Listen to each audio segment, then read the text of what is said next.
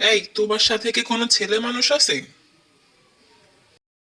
আরে না, আমার সাথে কোনো ছেলে মানুষ নাই। মজা নাও আমার সাথে তাই না? হ্যাঁ, বিয়ে বাড়িতে কোনো ছেলে থাকে না? হ্যাঁ, ছেলে দেখতেই তো ওই বাসায় গেছে, আমি বুঝি না? হ্যাঁ, এমনি কি বিয়ে বাড়ি যাওয়ার কথা? আরে তাতে কি, কাজিনরা প্লাস এখানে অন্যান্য সবাইরা জানে যে আমার রিলেশনশিপ আছে। পাগল পাইছো আমারে না? মজা নেওয়ার জন্য তো ছেলেদেরকে বলছো যে তুমি সিঙ্গেল সিঙ্গেল দাবি করো নিজেরে না? আরে কই বলো, ওদের সাথে মজা করতেছি, আমি তো এক কোনায় বসে আছি। সত্যি বলো, কারোর সাথে কি কথা বলতেছো? আরে সত্যি কারোর সাথে কথা বলতেছি না আমি।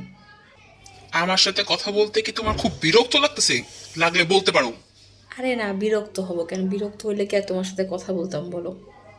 ছি, বুঝছি, আমাকে আর ভালোবাসো না। আরে কি বলো, ভালোবাসবো না কেন? আর আমি কি একা একা আসছি নাকি বলো, পুরো পরিবারের সাথে আসছি।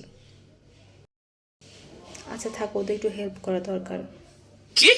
আমি এখন কল দিছি আর তুমি আমার সাথে কথা বলার বদলে ইগনোর করতেছো তাই না? আমি কি বুঝি না?